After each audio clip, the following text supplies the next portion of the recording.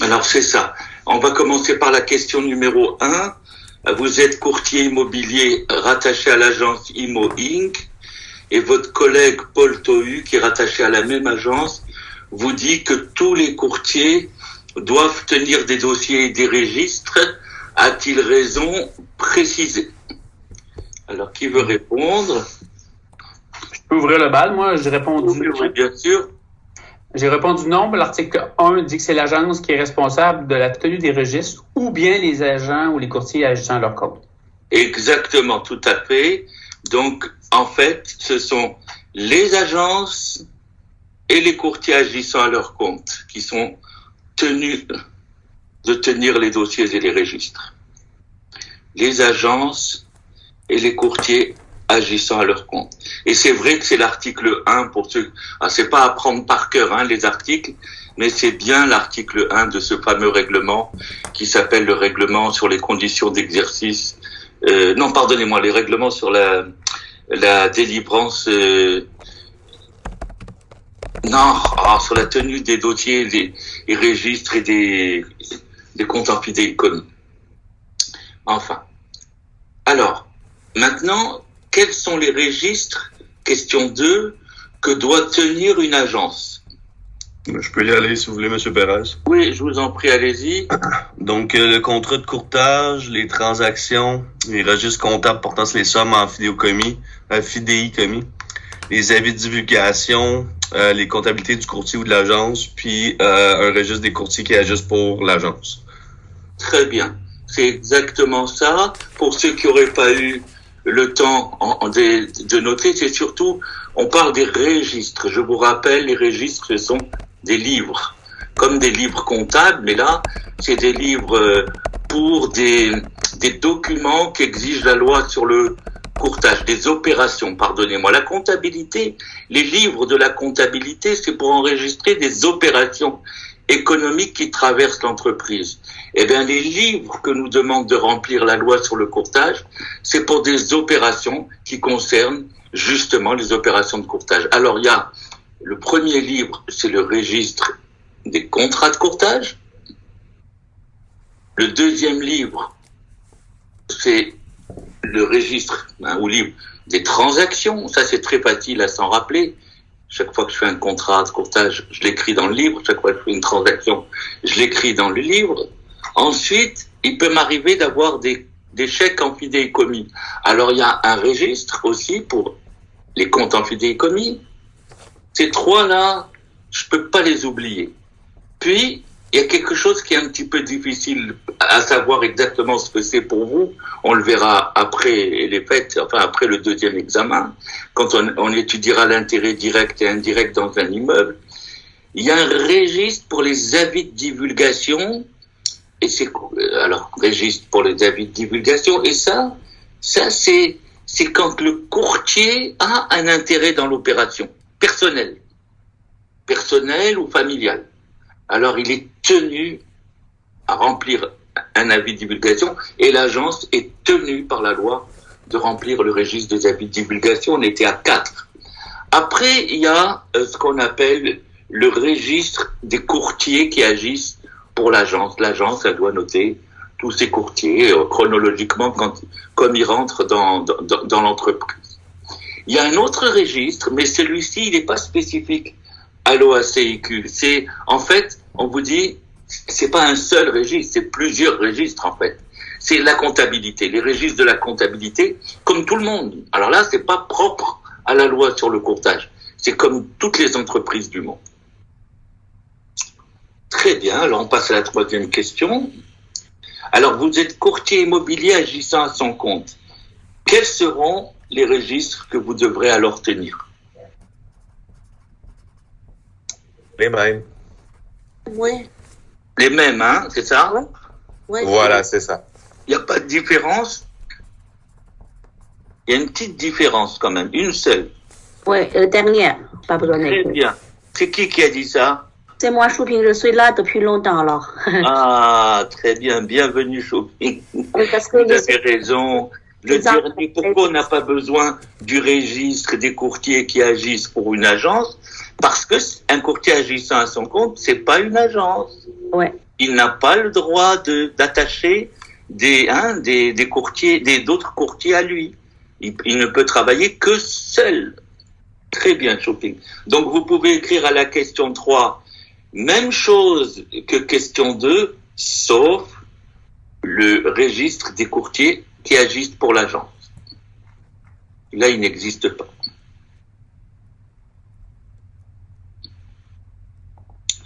Alors après, question 4. Vous êtes directeur de l'agence Imo Massure. Le courtier Brian Palma, rattaché à votre agence, vient de signer un contrat de courtage. À partir des renseignements suivants, il vous est demandé de remplir le registre des contrats de courtage. Alors, on vous donne un certain nombre d'informations.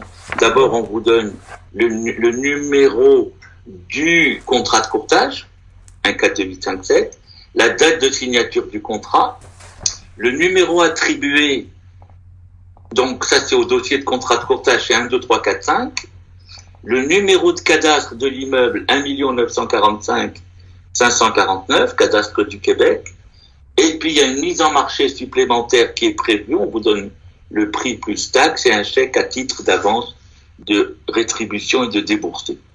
Et la question, c'est de le remplir. Alors, je vais aller, moi, juste le voir aussi. Comme ça. Moi, ça, le mise en marché supplémentaire, le $900, c'est quoi ça? Ah, d'abord, on va le remplir. Après, je vous explique. Ok, merci. J'avais déjà expliqué, non, on va le réexpliquer. Mais surtout, vous le comprendrez encore mieux quand on fera le cours de DPA et de contrat de courtage, ça c'est sûr. Alors, moi, j'ai devant moi le registre, d'accord? On va voir chaque case, qu'est-ce qu'on va mettre. Numéro consécutif attribué par le... Attends, peut-être... excusez-moi, je vais peut-être vous l'afficher. Et, alors, on va l'afficher, c'est pas grave. Ça va être mieux.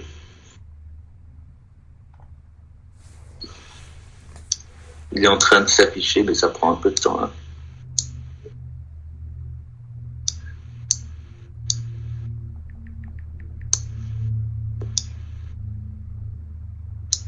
Alors, voilà, il devrait... Vendredi, hein. Vendredi, tout ralenti. Lundi, tout est endormi. Heureusement qu'il y a mardi, mercredi et jeudi, hein. Oh mon Dieu! Allez, it's time. Ça y est, c'est bon. D'accord? Alors, voyez, on va pouvoir le remplir ensemble, s'il veut bien me donner... voilà. Même pas... Ah! Je m'excuse, là. Il veut pas me donner... Ah, ça oui, non. Voilà, je vais l'avoir, je vais l'avoir. Vous inquiétez pas.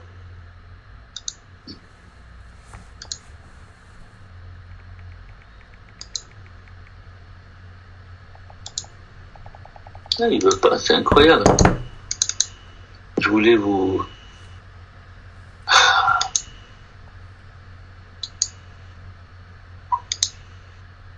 Bon, et je sais ce que je vais faire. Non, il voudra pas. Il voudra pas que j'écrive dessus. Je sais pas pourquoi il veut pas. Bon, ah oui, j'ai une idée. J'ai une dernière idée. Si ça marche, tant mieux. Ben, sinon, on aura tout essayé.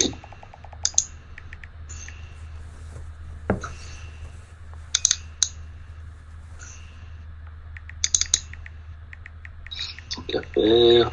Voilà. Voilà. Voilà. Voilà. Alors, le voilà, il est là. Je pense que cette fois-ci, ça va marcher. Ouais. Allez, on espère en tout cas, hein. Est-ce que vous le revoyez, mon tableau? Merci. Alors, on y va maintenant. Je pense que je pourrais écrire. Ouais, super. Alors, quel numéro on va mettre ici? Numéro consécutif attribué au titulaire, attribué par le titulaire de permis. Je vous entends pas, hein? 142 857. Alors, non, pardonnez-moi. Non. 1, 2, 3, 4, 5. Ouais, c'est le numéro, très bien, c'est le numéro attribué. Parce que, vous savez, l'autre que vous m'avez dit, qui figure sur le contrat de courtage, c'est jamais nous qui le choisissons. C'est lui il sort comme ça, hein, comme je vous ai dit, un peu comme le lotomac. Donc nous, c'est le numéro qu'on a attribué, c'est 1, 2, 3, 4, 5. La date de signature du contrat de courtage. 1er juin. 1 juin 2019. 2019. Alors, c'était 2019, hein? Oui. Voilà.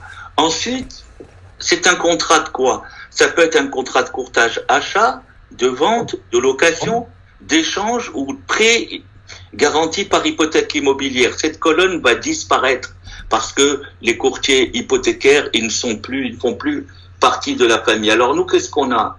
On vous dit... Ouais, je crois que c'est un contrat de courtage-vente parce qu'on vous donne, je crois, le cadastre du Québec, hein, c'est ça? De l'immeuble, hein? Donc c'est ça. Alors on va marquer vente.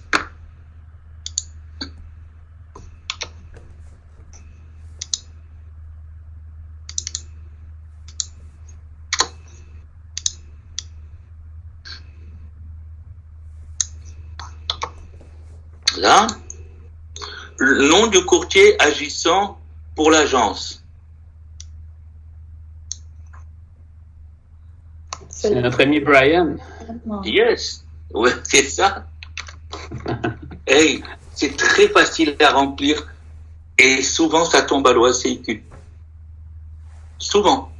Au moins une fois sur 3, au moins 25 à 30%. Et c'est vraiment facile.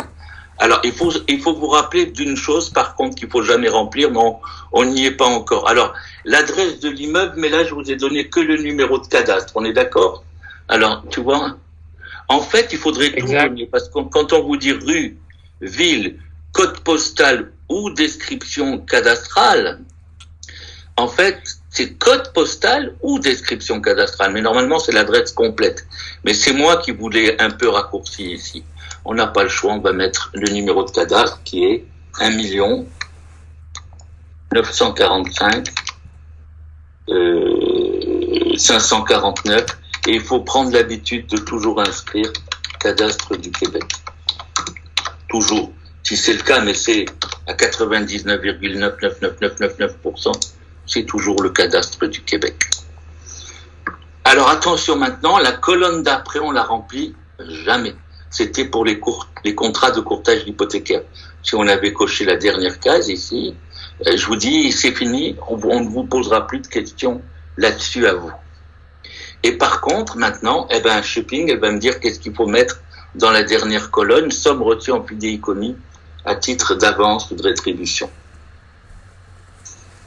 Le 400. Vous êtes d'accord avec 400 ou 900? 1300 pièces. Hein? 1300 pièces. 400, c'est ça, Dingwa? 1300 pièces. Ah, toi, c'est 1300. Alors, il y a 1300, il y a 400. Qu'est-ce que vous en pensez? Moi, je seconde le 400. 400. C'est 400. Et c'était fait pour vous tendre un petit piège, mais pour ne plus jamais... Alors, ça va me donner l'occasion de vous répéter qu'est-ce que c'est que la mise en marché supplémentaire et qu'on inscrira dans les documents, encore une fois, dans les cours de la 3e étape. Alors, c'est quoi une mise en marché supplémentaire? Brian Palma, il a pris un contrat de courtage avec son client. Et il lui a proposé de faire une mise en marché qu'on appelle usuelle, qui est normale. Il lui a dit, écoute, je vais te faire tant de visites libres et je vais te faire une parution dans le journal du quartier qui s'appelle Imo Secteur. Bon. Et son client lui a dit, OK, mais moi je voudrais plus de visites libres et je voudrais que tu me fasses une publicité aussi dans la Gazette. Alors Brian Palma, il dit, écoute, non, c'est trop cher, c'est cher pour rien du tout, parce qu'avec le... Oui, il n'y a pas de problème, je suis prêt à la payer moi-même. C'est ce que dit le client. C'est ça qu'on appelle la mise en marché supplémentaire. Elle est payée par le client. Donc, ils se sont mis d'accord pour que tout ce que va faire en plus le courtier, la mise en marché supplémentaire que Brian Palma va faire, ça coûte $900. Par exemple, 3 annonces dans la Gazette, plus TPS, TVQ. Alors, pour l'instant, qu'est-ce qu'il fait, le client? Il va pas donner les $900, les publicités ne sont pas faites. Il va lui donner à titre d'avance $400. Et il va dire à Brian Palma, voilà les 400. Et au fur et à mesure que tu fais ce que je t'ai demandé, tu peux prendre ces 400, parce qu'entre-temps, Brian Palma, il n'a pas le droit de les encaisser, il doit les mettre dans un compte en fidéicommis. Mais si, par exemple, la première semaine, il fait une annonce de $300 dans la Gazette, TPS, TVQ inclus, il aura le droit de retirer déjà 300 des 400. Puis, le mois d'après, s'il fait une autre deuxième pub, il pourra retirer les 100 qui restent et son client lui rajoutera $200. Voyez-vous, c'est ça, la mise en marché supplémentaire, c'est la mise en marché que le client va payer, et le chèque d'avance, c'est une partie de cette mise en marché qui est avancée par le client. Ça va, Shopping? Non. Ça va pas? Non, c'est-à-dire, le client vendeur, il doit vous payer le courtier immobilier, vous payez l'agence un somme d'argent pour la publicité? Pour la publicité supplémentaire qu'il veut en plus. Ok, mais si c'est pas en plus, si c'est juste simplement sur le Centris, il n'a pas besoin de rien faire, non? Non, sur Centris, il paye rien, même parce qu'on est obligé, nous, les courtiers, de proposer à notre client une mise en marché qu'on paye nous. Tu comprends? Imagine, toi, tu es ma cliente. Et j'ai inscrit ta maison. Et tu me dis, alors, Monsieur Pérez, qu'est-ce que vous allez faire comme publicité? Je te dis, voilà, je vais te faire des visites libres, une fois par mois, pendant 3 mois, et puis je vais te faire de la publicité dans le journal Imo Secteur. Ça, tu payes rien, toi, Shopping. C'est moi qui paye tout. Mais toi, tu me dis, mais Monsieur Pérez, je veux plus de publicité. Alors, je te dis, moi, tu sais, je ne suis payé que si je vends la maison. Si je vends pas la maison, non seulement j'aurai rien, mais si je te paye des publicités, tu comprends? Tu me demandes une Rolls-Royce alors qu'il y a besoin que d'une Toyota. Alors je te dis, écoute, alors toi tu me dis, c'est pas grave, moi je la paye. Shopping, toi tu me dis, Monsieur Pérez, la publicité en plus, c'est moi qui la paye. Je suis prêt à payer que tu me fasses une publicité de la maison sur la Gazette. C'est ça qu'on appelle la mise en marché supplémentaire. Okay. Tu comprends? Okay. Et cette publicité, tu me donnes une avance, une partie, comme un acompte, que j'encaisse pas. Je suis obligé de mettre dans le compte en fidéicommis et que je pourrai retirer quand je te ferai cette publicité. Tu comprends? Okay. Parce que finalement, je vais t'avancer les sous, moi, quand je vais aller te faire la publicité à la Gazette, et toi, tu vas me les rembourser grâce au chèque et grâce à ce que tu vas me donner en plus quand je dépasserai le montant du chèque d'avant. Ok, mais c'est-à-dire, en total, j'ai demandé 900. Mais pour la cliente, au début, il a laissé le 400 dans le compte de quoi, là? Le compte de fidéicommis. Mais en total, peut-être trois périodes après, il va payer le totalement de 900, c'est ça, hein? C'est-à-dire que le 900, c'est le total de ce que va payer le client et de la publicité et des services en plus que je lui rends. Et pour l'instant, sur ces 900, il me donne 400. Donc après, il devra me donner encore 500. Ok, c'est ça. Parce que le formulaire, il demandait juste la somme reçue. Donc, on a très bien. Attention, somme reçue, il faut lire jusqu'au bout, en fidéicommis, à titre d'avance de rétribution. Et tu vois, moi, c'est ce que je t'ai écrit. Chèque à titre d'avance de rétribution ou de déboursé. La même chose. Tu vois, dans l'énoncé et dans le formulaire. Reçu à titre d'avance de rétribution ou de déboursé. Ok, bien compris, merci. Good. Monsieur Perez, Oui, bien j'ai sûr. une question. Pour le montant supplémentaire plus tard, quand il va lui donner les $500, est-ce qu'il doit les mettre, il peut les encaisser tout de suite ou bien il doit les mettre d'abord dans le compte en fidéicommis puis les Non. encaisser? Non, parce que il ne peut les demander que lorsque la dépense a été faite et constatée par écrit. Tu vois, il peut pas. Par exemple, imaginons qu'au début, il fait une grosse publicité dans la Gazette à $400, taxes incluses.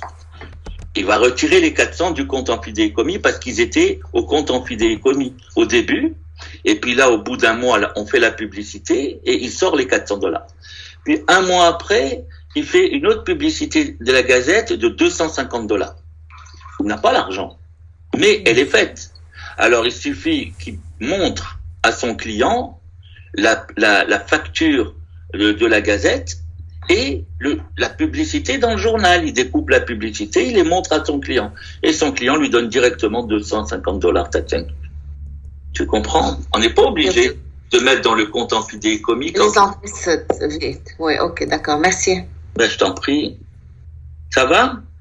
Alors, en tout cas, pour l'instant, vous cassez pas trop la tête, parce que je vous dis, on reverra ça dans la cours de la 3e étape, mais c'est pour vous apprendre à remplir quelque chose de très simple, mais à lire. Donc ici, le piège, il fallait pas mettre ni 900, personne l'a mis. Bon, 900 et 400, 1300, c'est une lecture de l'énoncé aurait pu t'aider, Dingwa, parce que je sais que Dingwa, quelquefois, il a des bonnes idées, mais il pense à beaucoup de choses et quelquefois, Dingwa, si tu permets, hein, c'est pas une critique méchante, au contraire, j'espère pouvoir t'aider, c'est que, parce que je vois souvent que tu penses à des bonnes choses, lis bien. Si tu lis bien, regarde, tu vois, dans l'énoncé, chèque à titre d'avance, de rétribution ou de débourser $400 à la question 4. Et c'est exactement ce qui est écrit ici. Somme reçue sur le tableau. Somme reçue en fidéicommis à titre d'avance, de rétribution ou de débourser. Le problème, c'est le français. C'est pas les maths. Vous avez remarqué les maths. Bon, il y a un langage mathématique. C'est pour ça que vous avez remarqué. Je fais très attention. Je vous donne beaucoup de corrigés pour que vous vous habituez au langage mathématique. Mais le langage français, il y a que vous qui pouvez le faire. Je donne pas de corrigés exprès pour vous faire. Naturellement, quand on sera en dernier cours, là, le cours de présentation d'offre d'achat, je vous donnerai des corrigés parce que ça sera pour se préparer pratiquement à l'examen de l'OACIQ. On fera des cas, des longs cas.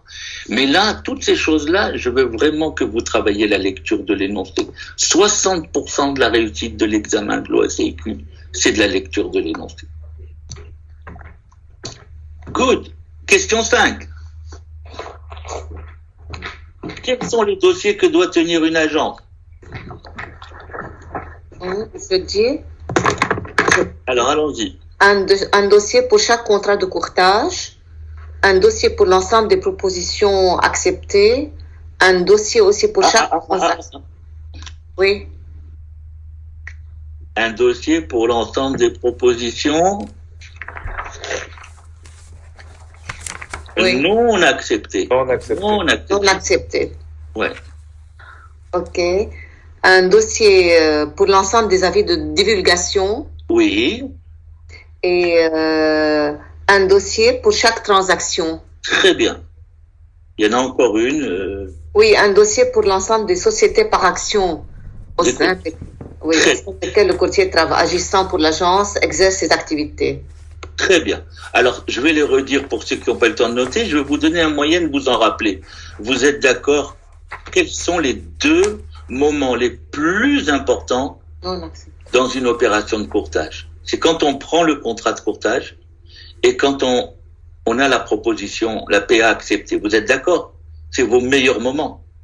Si vous prenez un contrat de courtage, bingo, vous êtes vainqueur. Si vous arrivez à avoir une offre d'achat acceptée, vous êtes vainqueur. Donc, déjà, vous vous rappelez pour ces 2 événements, c'est facile. Un dossier pour chaque contrat de courtage. Deuxièmement, un dossier pour chaque transaction. Et à accepter, c'est ça la transaction. un dossier pour chaque contrat de courtage, un dossier pour chaque transaction. Maintenant, il reste 3 dossiers, mais eux, ils sont jamais pour chaque. Ils sont pour l'ensemble. D'accord? Toi, comme ça, tu vas t'en rappeler. Les 2 premiers, c'est pour chaque. Les 3 autres, c'est pour l'ensemble. Le premier, c'est qu'est-ce qu'on fait des propositions non acceptées? On fait un dossier pour l'ensemble des propositions non acceptées. On les met tous dans la même tombe, comme j'ai dit. Elles sont mortes, on les enterre ensemble. Après, un dossier pour l'ensemble des avis de divulgation. On va pas faire un dossier par avis de divulgation parce que d'abord, il y en a pas énormément. C'est assez rare, ça arrive. Alors, on préfère faire un dossier pour tous les avis de divulgation de l'agent. Et enfin, il n'y a pas beaucoup non plus de courtiers qui œuvrent au sein d'une société par action.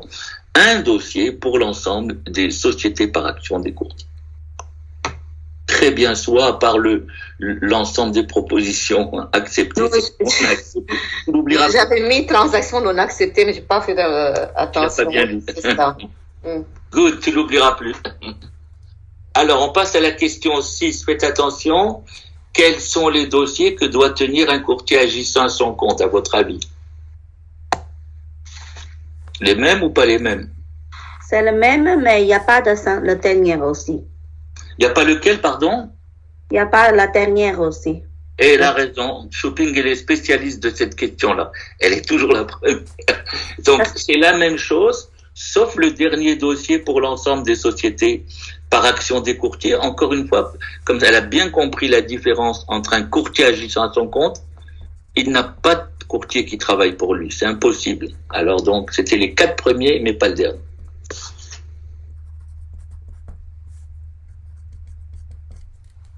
Bon, la 7, elle est, peut-être vous l'avez pas bien comprise, on va voir, mais c'est pas grave, c'est pédagogique, Je vous poserai pas une question comme ça pour que ça soit plus clair pour vous à l'examen, mais c'était pour voir si vous vous rappelez de ce qu'on avait dit l'autre fois. Question 7. Qu'est-ce qui différencie principalement la tenue d'un dossier de contrat de courtage d'un dossier des propositions non acceptées? C'est tout bête, on vient de le dire. Oui. Moi, j'ai dit que le dossier de contrat de courtage doit inclure la proposition non acceptée dans le contrat de courtage, dans le dossier, c'est-à-dire de contrat de courtage en cas de courtier inscripteur. Il n'y a pas un dossier à part. Ok, non? On va voir Véronique, elle avait envie de dire quelque chose, je crois. J'ai juste marqué que chaque contrat de courtage a son propre dossier, puis tandis que toutes les PA non acceptées se retrouvent dans le même dossier. Exactement. C'était ça la chose la plus importante. Après, en deuxième, on peut dire ce que tu dis, Soua. Mais là, attention, je répète, cette question, elle est pédagogique. Je vous la poserai jamais comme ça. En fait, c'est exactement ce qu'a dit Véronique. Un dossier de contrat de courtage, on doit le tenir pour chaque contrat de courtage. Alors qu'un dossier de proposition non acceptée, on le tient pour l'ensemble des propositions non acceptées. Ça, c'est la réponse. D'accord, je vais vous laisser écrire d'abord. Alors après, si vous voulez dire ce que vous vouliez dire, soit il n'y a pas de problème. Par exemple, que dans le cas du courtier, je vous le dicte pas parce que ça, on va le revoir plus tard. Le courtier de l'acheteur, lui, effectivement, elle sera toujours classée, la proposition non acceptée, dans le dossier pour l'ensemble des propositions non acceptées, mais que le courtier inscripteur, il peut la joindre au dossier de contrat de courtage. Ça, c'est en deuxième, vous pouvez le dire. Ça va? Alors, question 8, si je ne m'abuse, qu'est-ce qu'un avis de divulgation? Avec vos mots. Bon, on vient de le dire un petit peu. 2 ou 3 questions avant. C'est si jamais le courtier a une implication personnelle ou familiale dans la transaction. Alors, d'abord, vous avez raison. Dans quelle situation? Vous l'avez bien ciblé. C'est quand le courtier a un intérêt personnel dans la transaction. Mais la première des choses, c'est un avis, écrivez-le s'il vous plaît. On va écrire ce qu'a dit votre camarade, mais d'abord, il faut dire que c'est un avis écrit. c'est très important, article 18 du règlement sur les conditions d'exercice d'une opération de courtage, la déontologie des courtiers et la publicité, c'est cet article 18, c'est un avis écrit. Donc, c'est un avis écrit pour l'instant que le courtier a l'obligation, c'est un avis écrit, que le courtier a l'obligation de remettre. Alors, le texte de loi dit au contractant pressenti, écrivez-le, a l'obligation de remettre au contractant pressenti. Puis je vais vous expliquer ce que c'est. Contractant pressenti, l'informant qu'il a un intérêt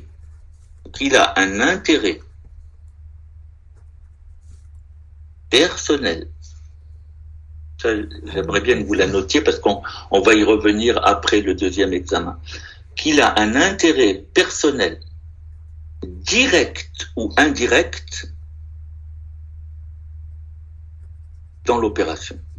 Je vais tout répéter. Direct ou indirect dans l'opération. C'est un avis écrit que le courtier a l'obligation de remettre au contractant pressenti, l'informant qu'il a un intérêt personnel, direct ou indirect dans l'opération. Alors, qu'est-ce que ça veut dire au contractant pressenti? C'est très facile. C'est très, très, très facile. C'est une des parties à l'opération. C'est ou l'acheteur ou le vendeur. Alors, on peut pas dire acheteur ou vendeur, ça dépend de la situation. Par exemple, si c'est moi, le courtier Saint-Michel-Pérez, qui vend mon immeuble, je dois donner un avis écrit, un avis de divulgation à l'acheteur. Parce que je vends moi l'immeuble, alors c'est l'acheteur qui doit avoir cet avis. Si j'achète l'immeuble de Véronique, qui elle est une particulière, et moi je suis un courtier, eh bien je dois remettre l'avis de divulgation à la vendeuse, à Véronique. Vous voyez, c'est très clair. C'est ça le contractant pressenti. C'est l'autre. J'achète, c'est le vendeur, je vends, c'est l'acheteur. Mais aussi, j'ai précisé intérêt personnel direct ou indirect. Ça veut dire que on le verra, c'est la chose qui vous intéressera le plus. On le verra à 3 dimensions, ça, parce qu'en général, on voit qu'au niveau de la divulgation, mais on le verra au niveau de la représentation, au niveau de la rétribution. Eh bien, comment vous dire, il se peut que ce soit pas moi qui vende mon immeuble, ma femme, mon fils, mon père, ma mère, mon frère, ma sœur. Eh bien là, j'ai un intérêt indirect. Donc vous voyez, ça va jusque-là. Achète ou vend. Alors on verra ces règles après le deuxième examen. Mais aujourd'hui, ce que vous devez savoir, comme a dit votre camarade tout à l'heure, dès que j'ai un intérêt personnel direct ou indirect dans l'immeuble, je dois remplir un avis écrit que je dois remettre au contractant pressenti. Je vends ou on vend, ma femme vend, ma sœur vend, c'est l'acheteur qui doit le savoir. J'achète, ma femme achète, une société à ma femme achète, mon père achète, c'est pour le vendeur.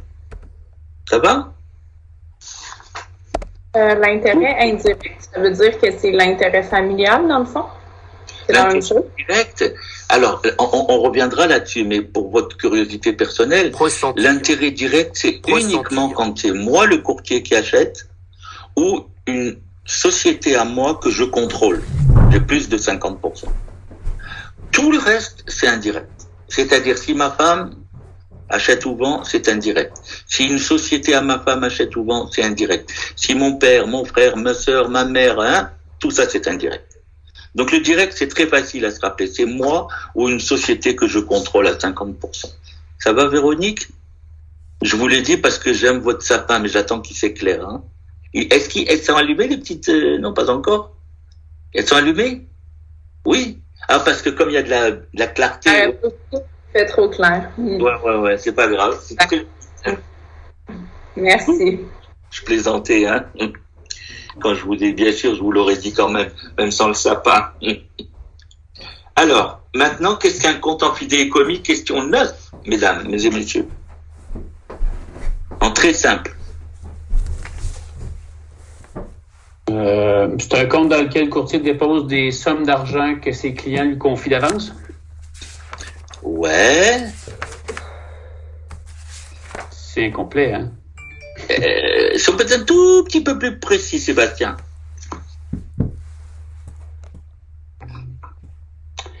Oui, Véro. Mais qui n'appartient pas à la partie, à l'agence ou courtier.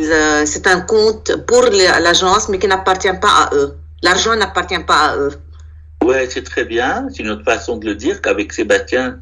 Très bien. Véro, elle avait envie de dire quelque chose. Ça ressemble à ça. J'ai dit, c'est un compte bancaire qui appartient à l'agence immobilière ou au courtier agissant son compte, mais l'argent qui est dans ce compte ne leur appartient pas. Ce compte doit être différent d'un compte bancaire d'affaires. C'est très bien. C'est exactement ça. C'est un compte bancaire, déjà un compte de banque, effectivement, qui appartient à l'agence ou au courtier agissant à son compte. C'est un compte de banque qui appartient à l'agence ou au courtier agissant à son compte, mais dont l'argent qui y est déposé appartient au client. C'est ça la singularité. Voilà. Et après, bien sûr, Véro, elle a rajouté encore quelque chose qui est vraiment très pertinent. Mais au moins, si on donne ça, c'est correct. Mais elle a dit, il est distinct. Ce compte de banque est distinct du compte d'affaires de l'agence ou du courtier agissant à son compte.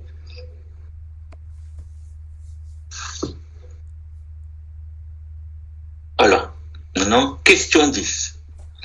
Que devrait contenir un dossier de contrat de courtage? Alors, attention, je vous demandais de donner les éléments les plus importants. Vous vous souvenez, je vous ai envoyé des aides-mémoires. Vous vous souvenez? La semaine dernière. Des aides-mémoires de l'OACIQ. Vous me le confirmez, Véronique? Ok. Super. Alors, ne les regardez pas. Je vais vous dire pourquoi. Parce qu'il y a tellement de choses que vous risquez d'être mêlés. D'abord, vous allez écrire les plus importants dans l'ordre que je vais vous le donner. Et puis, c'est comme ça vous permettra, quand vous lirez la suite, vous comprendrez que c'est normal qu'il y en ait beaucoup plus dans l'aide-mémoire parce que ça prend en compte plusieurs cas. Ça prend en compte si l'immeuble est une copropriété et tout ça. Mais moi, je vais vous donner, si par exemple vous êtes à l'examen de l'OACIQ, et on vous pose une question comme ça, qu'est-ce qu'il doit y avoir dans le dossier de contrat de courtage? Ça arrive, ça a déjà été posé. Et vous, il faut que ça soit clair dans votre tête. Les premiers, les 6 ou 7 premiers, vous n'avez pas le droit de les oublier. On va essayer de les faire ensemble, sans rien voir. Qu'est-ce qu'il doit y avoir, je répète, dans le dossier de contrat de courtage? C'est une filière. La première des choses, vous pouvez pas oublier. Qu'est-ce qu'on met en premier? La DV. Le contrat. En premier, le dossier de contrat de courtage. Le contrat de courtage.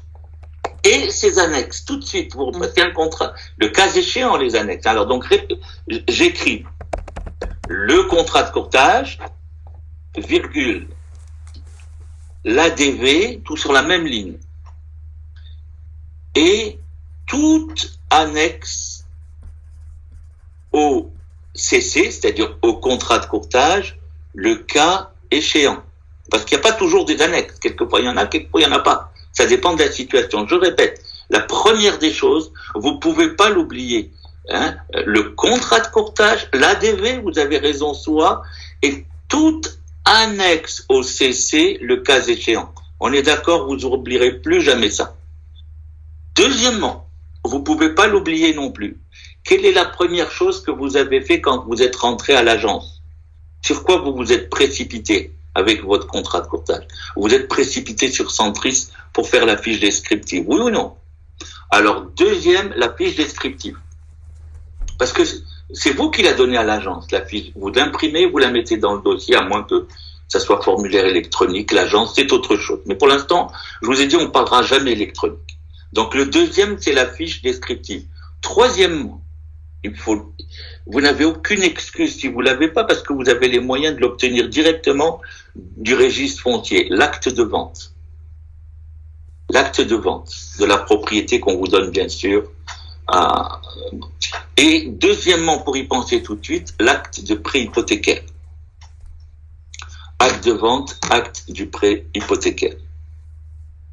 Et là maintenant, il va falloir vous habituer à ne pas oublier celui-là, parce que s'il n'y a pas celui-là, si le courtier du vendeur l'a pas et qu'il ne donne pas au courtier de l'acheteur n'a pas le droit de faire une offre. Si jamais vous êtes le courtier de l'acheteur, faut jamais laisser un acheteur faire une offre s'il n'a pas vu tous ces documents que je vous ai dit, plus certificat de localisation. Quatrième, le certificat de localisation. Exactement. Et un dernier, ça ne veut pas dire qu'il n'y a que ça, mais c'est ce que vous devez toujours vous rappeler. Donc, ça, c'est une question que je peux poser par cœur, ça. Parce que on en a besoin pour la suite. Dernier, les taxes municipales et scolaires. Alors, je vais les répéter tranquille. Premièrement, le contrat de courtage, virgule, la DV et tout annexe au CC, au contrat de courtage, le cas échéant. Deuxièmement, la fiche descriptive. Troisièmement, l'acte de vente et l'acte de prêt hypothécaire. Quatrièmement, le certificat de localisation. Et cinquièmement, les taxes municipales et scolaires. Ça ne veut pas dire que ça s'arrête là. D'accord? Mais ça, c'est la moindre des choses. S'il y en avait un qui viendrait après, ça serait les factures de combustible. Les factures d'électricité, les factures d'huile. Tu comprends? Et si l'immeuble a subi des travaux, ça serait des factures de rénovation, de réparation. Si tu comprends, au fur et à mesure qu'on avance dans le temps, on peut rajouter des papiers. Au début, on part comme ça, puis un mois après, on fait une modification au contrat de courtage. Le client il est à 420, moi j'ai dit non, c'est trop, tu vas brûler ta maison. On s'est mis, j'ai dit la valeur marchande c'est 360. On s'est disputé. J'ai dit il faudrait la mettre à 400 maximum. 390, 400. Il me dit, on peut essayer 2-3 semaines. Je dis, on peut essayer. Je dis, oui, on peut essayer, mais pas plus qu'un mois. Parce qu'on va brûler la maison. Alors, on a mis la maison à 420. Un mois après, il y a personne qui vient voir la maison. Et mon client, il comprend la situation. Je suis obligé de faire une modification. Sur le contrat de courtage, on avait écrit 420. Là, j'ai écrit 400. Donc, on va joindre, tu comprends, la modification à la filière. La filière, on peut rajouter des papiers au cours du temps. D'accord? Monsieur? Oui. Ici, le troisième acte de vente, est-ce qu'on peut remplacer par la titre de propriété? J'ai pas compris, pardonne-moi, dis-moi. Le troisième acte de vente. Oui. Est-ce qu'on peut le remplacer par la titre de propriété? La quoi? Le titre de propriété? Oui. Est-ce que c'est la même chose? Ok. C'est la même chose. C'est l'acte de vente ou l'acte d'acquisition, parce qu'il y en a un qui vend, il y en a un qui achète. Alors tu le vois, c'est le titre, c'est la même chose, hein, d'accord, Dingwa? C'est exactement la même chose. On utilise plusieurs noms. Good. Alors maintenant, rapide, que devrait contenir le dossier de transaction? Là, une fois que j'ai eu ma PA acceptée, maintenant, considérez que vous êtes courtier de l'acheteur. Les deux, hein, mais imaginons que vous êtes courtier de l'acheteur. D'accord, c'est plus facile. Alors, qu'est-ce qu'il doit y avoir dans votre agence? Qu'est-ce qu'elle doit mettre dans la filière du dossier de la PA acceptée, de la transaction, c'est la PA acceptée? Premièrement, comme tout à l'heure, dossier de transaction. Quel est l'autre synonyme de transaction? PA acceptée. Donc, la première des choses qu'il faut mettre, la promesse d'achat. Et alors, écrivez le premier, la promesse d'achat, et tout annexe à la PA, le cas échéant.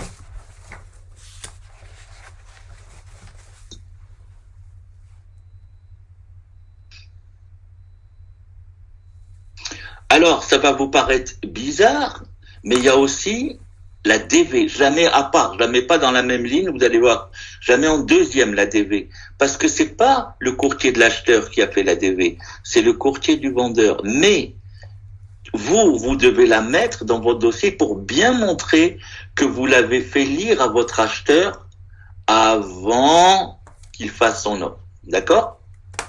Après, qu'est-ce qu'il y a au début? Il n'y a pas beaucoup de choses.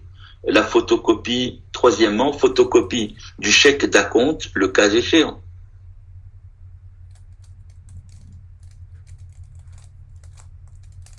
Quatrièmement, la préautorisation. On va étudier ça en maths, est-ce que vous allez le mieux aimer? La qualification, la préautorisation de la banque. En général, ça c'est au début, puis plus tard, il va y avoir le rapport d'inspection, quand votre client va faire la condition d'inspection. Je m'excuse, M. Perez, c'était quoi déjà la troisième point? La préautorisation, c'est ça, de la banque? C'est ce que j'ai dit? Non, c'est pas le quatrième, ça? Alors, je recommence. La promesse d'achat est tout annexe à la PA, le cas échéant. Deuxième, la DV, je l'ai mis sur une ligne à part, vous vous rappelez pourquoi, ça c'est la DV. Troisièmement, c'est la photocopie du chèque d'acompte, le cas échéant. Troisièmement, photocopie du chèque d'acompte qu'a donné l'acheteur, parce qu'il n'est pas obligé de donner un acompte, ok? Quatrièmement, la préautorisation de la banque. Et puis plus tard, le rapport d'inspection, par exemple, et puis je m'arrête là. Parce que après, c'est le dossier qui évolue. Hein, il y aura tout, à un moment, il y aura la facture, hein, tout ça, mais pour l'instant, c'est les choses les plus courantes. Une question rapide. Si j'ai bien compris, on laisse on met une copie de la première promesse d'achat qui est pas encore signée par l'acheteur. Tu gardes une copie signée par l'acheteur dans le dossier de transaction. Puis quand elle est signée, tu mets la copie signée? Non. Je répète, une transaction, c'est une offre d'achat qui a été acceptée. Okay, donc, elle attache les deux parties. Les deux parties ont l'offre acceptée par eux-mêmes, par les deux. Il y en a un qui propose. Quand on dit accepter, c'est que l'un a proposé, l'autre a accepté, c'est fini, ils sont attachés. Elle est signée des deux bords. Donc, le vendeur va garder une copie dans son dossier de courtage, puis l'acheteur va garder une copie aussi dans son dossier de transaction. Exactement, c'est très bien que tu dis ça. Tout à l'heure, si tu te rappelles, j'ai dit on va se placer du côté du courtier de l'acheteur. D'accord? Mais le vendeur, lui, le courtier du vendeur, il va faire pareil. Mais sauf que lui, au lieu de le mettre dans une filière à part, tu te rappelles, il va le joindre à son dossier de contrat de courtage parce qu'elle concerne l'immeuble que l'agence a inscrit. Et ils font tous les deux la même chose. C'est comme dans un miroir, c'est symétrique. C'est bon, merci. Ça va? Good. Alors, maintenant qu'on a fait ça, question 12. Comment sont classées les propositions non acceptées? C'est facile. Soua, c'est toi qui vas nous le dire. Sinon, je vais demander à Véronique. Comment sont classées les propositions non acceptées? C'est dans un dossier spécial à eux. Ouais, dans un dossier où il y a l'ensemble des transactions non acceptées. Mais là, c'est là où tu peux faire la distinction. Oui, j'ai dit pour le courtier collaborateur ou bien pour le courtier inscripteur, pardon. C'est ça. Oui, pour le courtier inscripteur, c'est dans le contrat de courtage. Le dossier de contrat de courtage. Ouais. Très bien. Ça va? Vous voulez que je vous le dise, shopping, ou ça va? Oui, s'il vous plaît. Oui, bien sûr. Alors, si le courtier est collaborateur, mais j'aime pas ce mot, mais je vous le dis quand même, c'est-à-dire si c'est le courtier de l'acheteur. Si le courtier est le courtier de l'acheteur, elles sont classées dans le dossier de l'ensemble des propositions non acceptées. Elles sont classées dans le dossier de l'ensemble des propositions non acceptées. L'ensemble, un seul dossier. Si le courtier est un scripteur, elles sont classées dans le dossier ou avec le dossier, comme vous voulez, dans le dossier de contrat de courtage.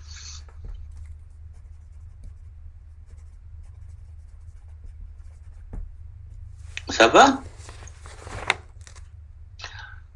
Question 13. Comment sont classés les avis de divulgation?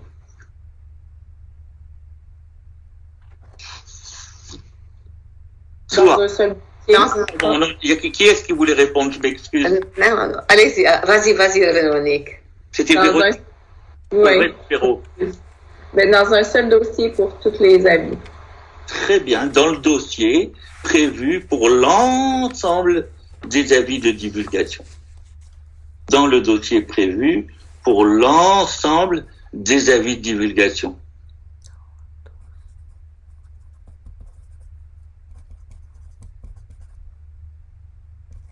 Et là, la question 14 est très importante. C'est pour ça que vous allez noter bien les réponses. D'accord? Alors, on y va? Question 14. Quels sont les registres et dossiers qui sont susceptibles d'être utilisés à chacun des événements suivants? Donc, à chaque événement, on va dire d'abord les registres et après les dossiers. Ça vous va? Alors, si vous réussissez à emporter un contrat de courtage, vous le signez, vous rentrez à l'agence. Votre agence, quel registre elle doit utiliser? Elle doit remplir. Registre, j'ai pas parlé de dossier. Contrat de courtage. Registre de contrat de courtage et éventuellement... Registre de transaction. Non, non, on n'a pas, la maison elle n'est même pas à vendre encore. Non, excusez.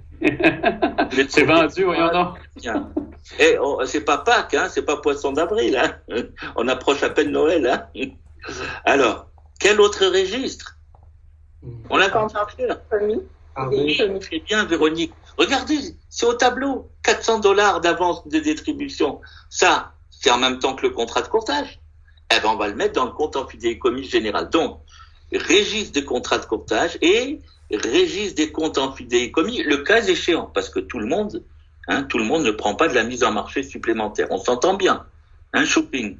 Tout le monde ne choisit pas. Tu sais, quand je t'ai proposé les 3 visites libres et puis la publicité dans Imo Secteur, tu aurais pu me dire c'est très bien, monsieur Pérez. Tu m'aurais rien payé d'autre. C'est moi qui te l'aurais payé. Donc c'est vraiment registre des comptes en fidéicommis, le cas échéant. Est-ce qu'il y a des dossiers à constituer à la signature du contrat de courtage? Filière. Oui, Véronique. Le dossier de contrat de courtage. Et le dossier de contrat de courtage. Très facile. Il y a un registre sûr et un le cas échéant, et il y a un dossier sûr. Ça va? Sam? Oui. Vraiment que j'ai mal compris, c'est quoi la différence vraiment entre un registre et le dossier? Parce que pour moi, c'est... Voilà, le registre. Après, vraiment le sens entre les deux, là. Pour moi, c'est tous les papiers, tous les documents on a besoin. Est-ce que tu vois ce qu'il y a au tableau, là? Oui, j'ai vu. C'est un registre. On écrit dessus une ligne, puis demain une autre ligne. Tu vois, là, c'est Brian Palma. Imagine que c'est moi, c'est mon agence, ça, tu vois? C'est mon agence.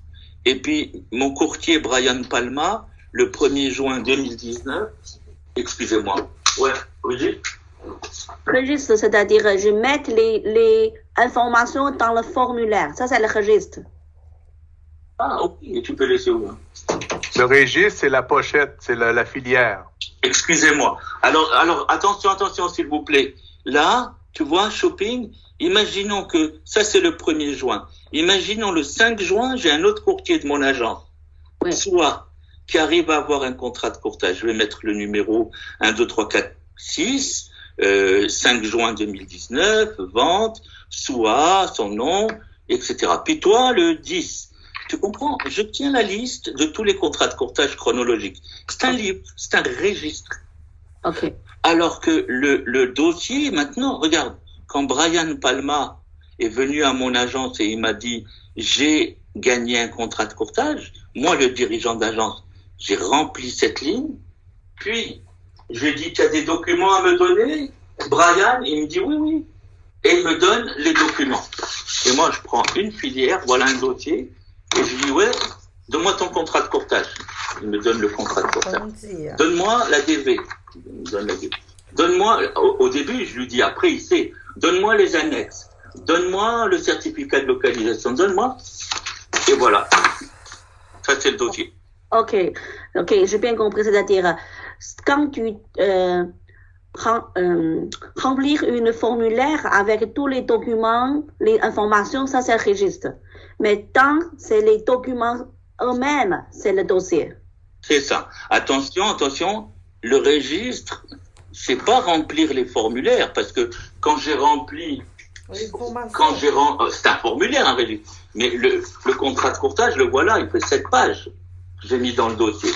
Le registre, c'est juste pour garder la mémoire, comme en comptabilité, que le 1er juin, mon courtier Brian Palma, il a signé un contrat de courtage de vente. Voilà l'adresse de l'immeuble et son client lui a donné $400.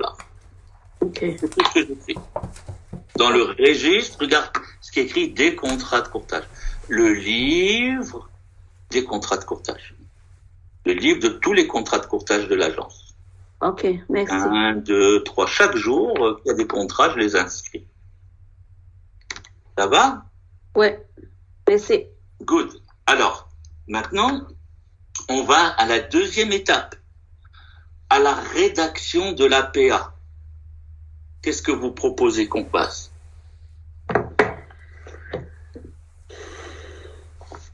Véro. À la rédaction.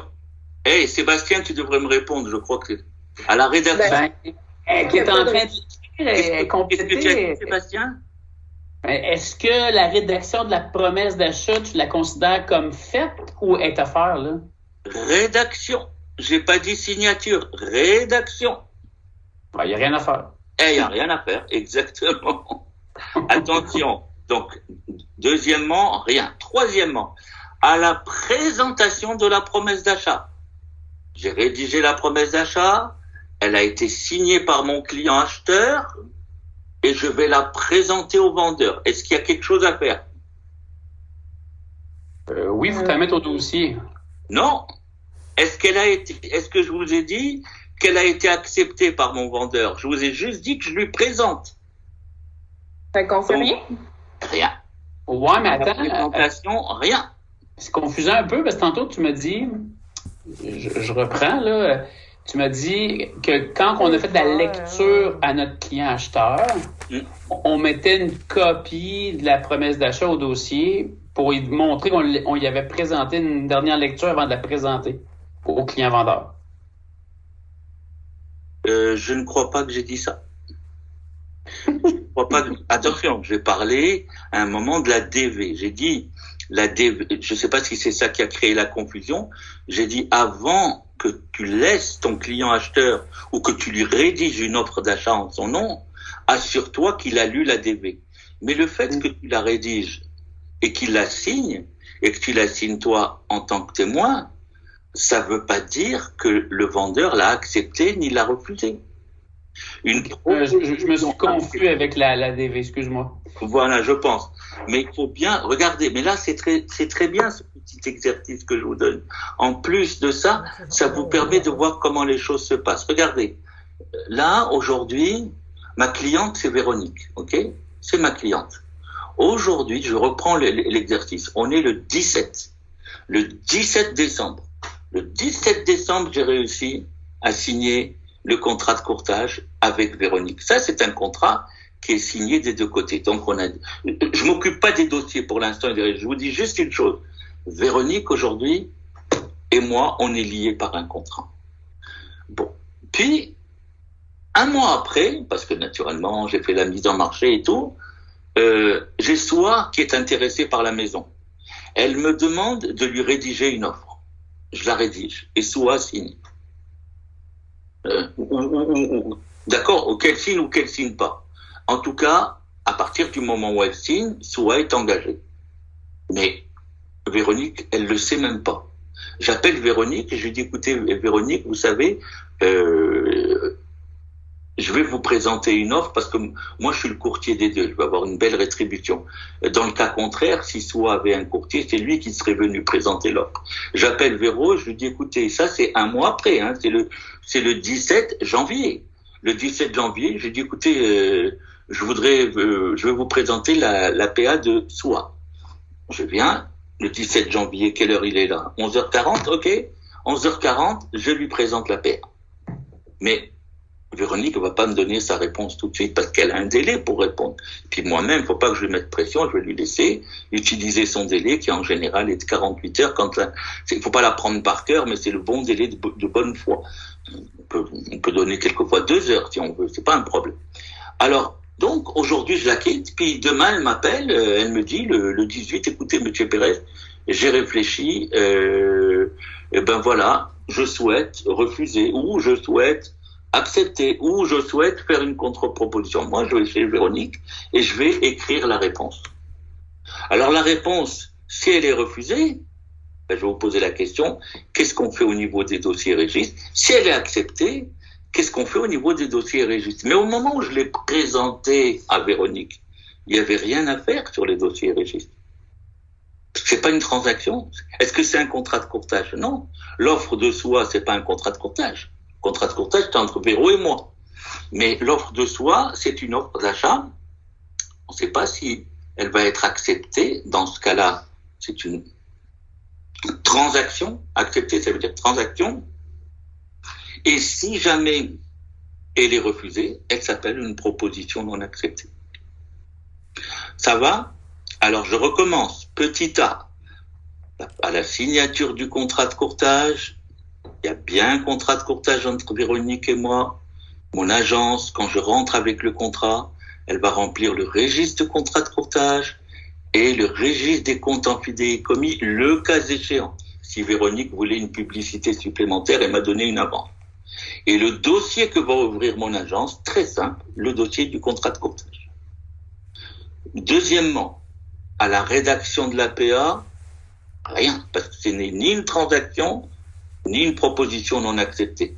À la présentation de l'APA, troisièmement, rien, parce que ce n'est ni une transaction, ni une proposition non acceptée. Maintenant, si l'APA est refusée, à votre avis, qu'est-ce qui se passe?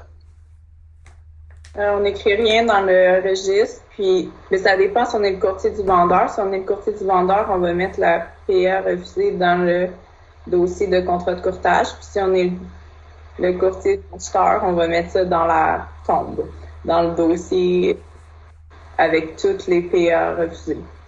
Très bien, on l'a déjà dit 2 fois. Hein. Est-il utile que je vous le répète? Elle a très bien dit, Véronique. Mais par contre, ce qu'elle a dit en premier, ça, vous pouvez l'écrire de vous-même, ne pas l'oublier. Quand la PA est refusée, il n'y a pas de registre. Il n'y a pas de registre. On n'écrit pas de livre comme au tableau, pas de registre. Quand une PA est refusée, comme a dit Véro, on la met suivant le cas, comme a dit SOA tout à l'heure, si on est inscripteur ou pas, soit dans l'ensemble, le dossier de l'ensemble des propositions non acceptées, soit on la rajoute au dossier de contrat de courtage. Attention, 1, 2, 3, 4, on est à 5. Si la PA est acceptée maintenant, commencez par les registres, s'il y en a. Est-ce qu'on va toucher à des registres? Oui, le registre des transactions.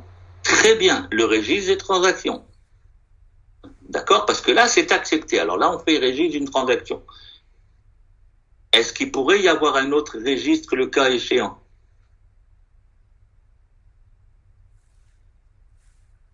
Les comptes en fidéicommis.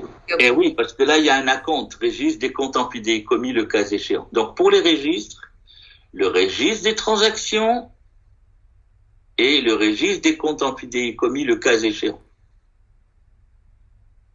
Et puis maintenant, dossier.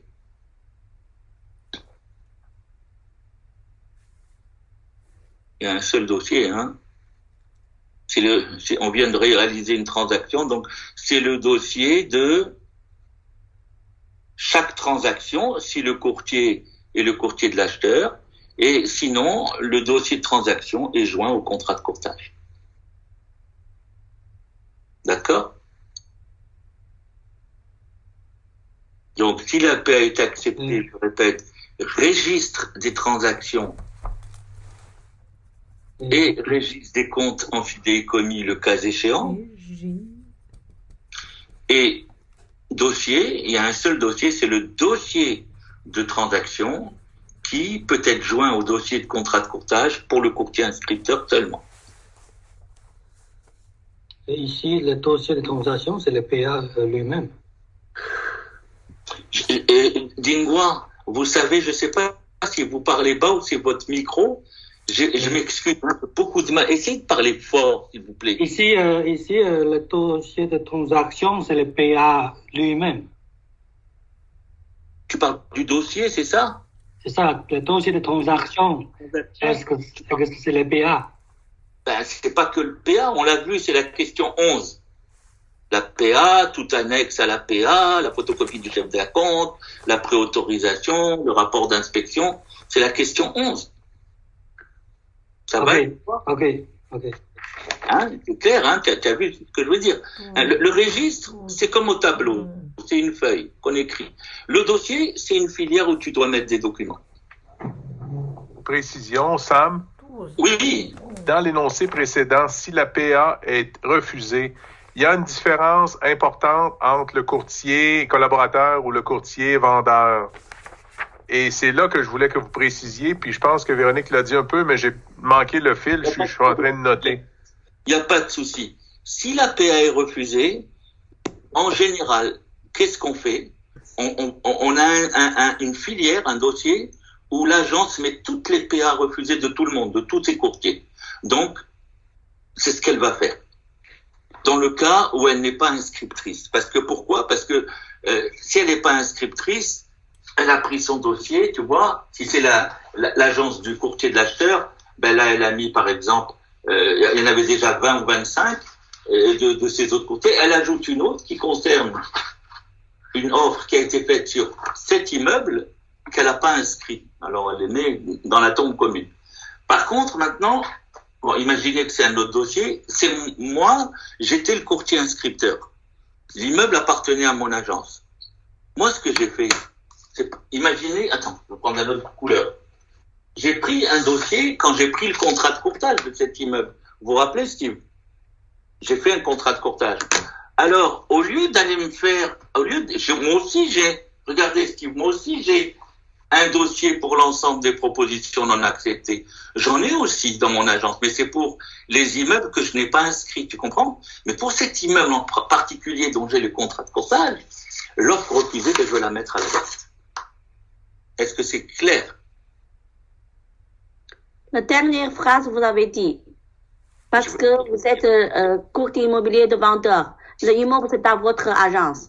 Donc quand c'est votre client qui refusait le PA, vous mettez le dossier comme PA refusé dans votre dossier ensemble de courtier immobilier, courtage. Courtage, oui. Courtage, oui, hein. Ouais. Alors, regardez ce que je vous propose. Je vais vous proposer quelque chose. Vous me le rappellerez, Steve, tout à l'heure, d'accord? Je vais vous faire un petit dessin. Il y a comme ça que ça sera clair, d'accord? Je compte sur vous. Vous me le rappellerez. Là, on va avancer un peu. Mais je vais essayer de vous préparer un dessin pendant votre pause pour pas vous perdre de temps. Et à la reprise, je vous le montrerai, d'accord? Ça va vous faire comprendre. Oui, c'est ça. Parce que Véronique, elle a bien compris. Mais nous, là, on a mal compris. Et aussi, le dessin, ça va mieux comprendre. Merci. J'ai compris, Shopping. Je vais vous faire un beau dessin. Vous allez tout comprendre. Oui, merci bien. Voilà. Elle va être une bonne commerciale, Shopping. Hein?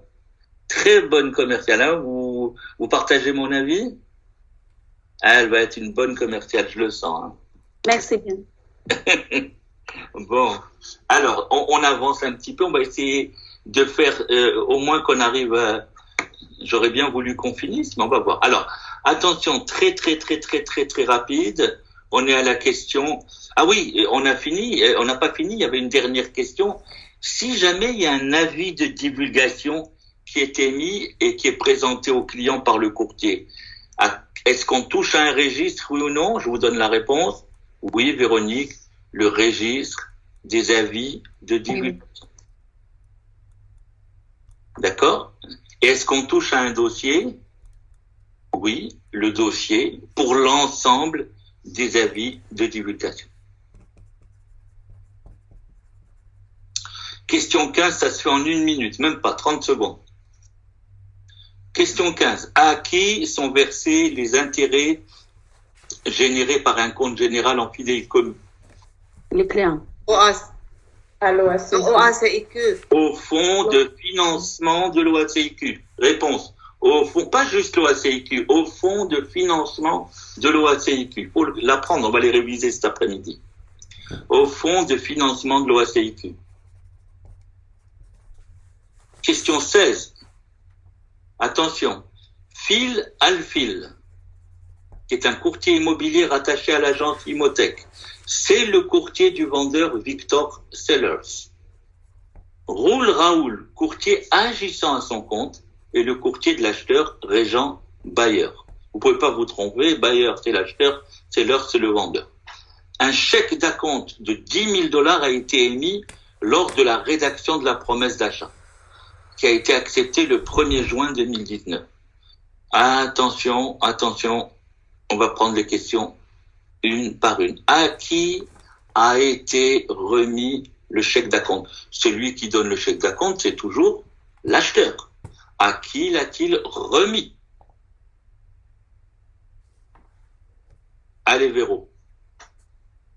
À son courtier. Eh oui, à son courtier qui s'appelle Roul Raoul. D'accord? Il lui a remis ce chèque d'acompte. Attention, à quel ordre était fait ce chèque? À l'agence Imotech. Très bien. Alors, donc, premièrement, à qui a été remis le chèque d'acompte? Donc, l'acheteur a remis le chèque d'acompte à son courtier Roul Raoul. À quel ordre était fait ce chèque? Il était fait pour Imotech, l'agence du courtier du vendeur. Imotech. D'accord? Après, qui doit faire quoi après l'acceptation de l'APA? Parce qu'au début, maintenant que vous comprenez, qu'est-ce qui s'est passé? Roul Raoul, il a complété une promesse d'achat, puis il a été la présenter, et le vendeur l'a accepté le premier. Alors, qui doit faire quoi après l'acceptation de l'APA? Qu'est-ce qui se passe quand l'APA est acceptée? Je crois que Roul Raoul, il remet le chèque à Phil Alfil. Très bien. Premièrement, écrivez Roul Raoul, c'est pas fini, mais on va aller doucement. Roul Raoul remet le chèque à Phil Alfil, c'est-à-dire le courtier de l'acheteur, le remet au courtier du vendeur.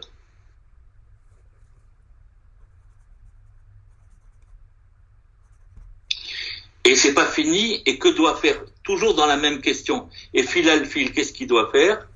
Et Phil Alfil doit le remettre à l'agence. Le remettre à son agence. Très bien. Et Phil Alfil doit le remettre à son agence Imotech. Pas fini.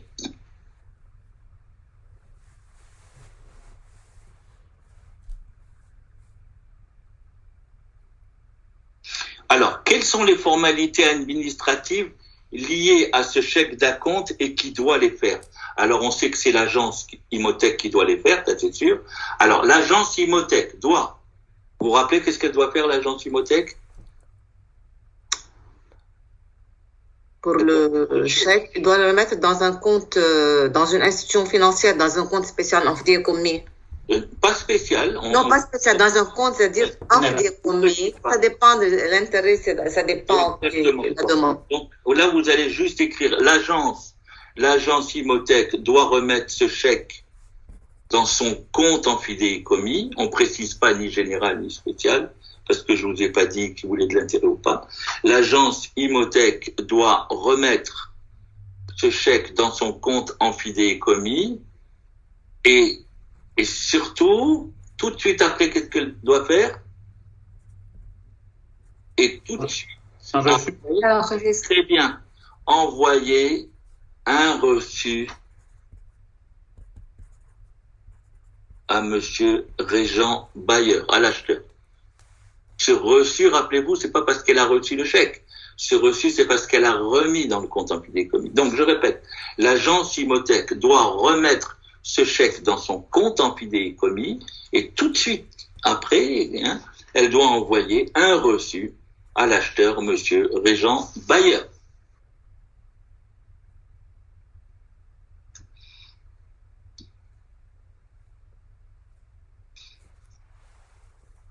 Est-ce que tout à l'heure, quand je vous ai donné les questions à faire, vous aviez assez de temps ou trop de temps, ou est-ce que je vous en donne un peu moins cet après-midi pour qu'on corrige plus vite? Oui, je crois qu'il y avait beaucoup de questions pour le temps. Je crois, moi, je ne sais pas. Pour le temps que vous nous avez donné. J'en ai trop donné ou pas assez? C'est vrai. Moi, j'ai manqué de temps. Trop donné. J'ai trop donné. Bon. Mais là, maintenant, vous êtes habitués. Peut-être je vais vous donner un tout petit peu moins, mais on va aller très vite. Tu vas voir. Alors, la deuxième Même si vous nous donnez plus, ça va, on peut les faire tranquillement chez nous, plus tard. Oui, il faut qu'on les corrige, là. Ouais. Non, ça va aller. Ça va. Mais je vais vous donner un tout petit peu moins de temps. Steve, ne vous inquiétez pas, vous allez aller plus vite. Mais vous savez, vous allez m'envoyer dans le chat fini, la classe. Et si je vois qu'il n'y en a pas beaucoup qui ont fini, je vous redonnerai un peu de temps. Mais en tout cas, on va essayer de finir au moins là, avant midi. À midi, on s'arrête. Je veux pas qu'il y en ait qui tombent de faim, qui s'évanouissent. Ça. Alors, question 10. Je respecte votre rythme. Sam, je respecte votre rythme, mais je pense qu'on est tous fatigués déjà, là. Même si on se force pour 4 minutes, on est trop fatigués déjà. Alors, on arrête. C'est mon opinion, mais je ne sais pas si c'est tout le monde. Oui, c'est d'accord. Mais c'est très bien que vous me donniez ce feedback. Vous savez, moi-même, malade quelquefois, j'ai du mal à m'arrêter. Et non, c'est très bien, je respecte. Alors, je vous propose, regardez ce que je vous propose. 18, 19, on va les finir vite. 23, d'accord. On va les finir vite. Est-ce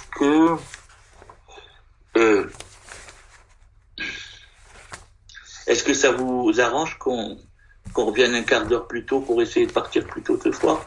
Est-ce que quelqu'un est contre? Ok, alors allez manger. On va se trouver à 1h moins quart.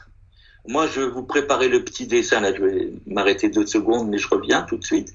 Je vais préparer le petit dessin. Et l'après-midi, on va essayer d'aller relativement vite. Ce que je vais faire, je vais quand même vous donner d'abord les exercices à faire, un petit peu moins. Quand on revient, avant de faire les exercices, on corrigera l'examen. Et après, on corrige les exercices. Ça va comme ça? Bon, alors bon appétit. 1h moins quart. En fait, je vais changer de...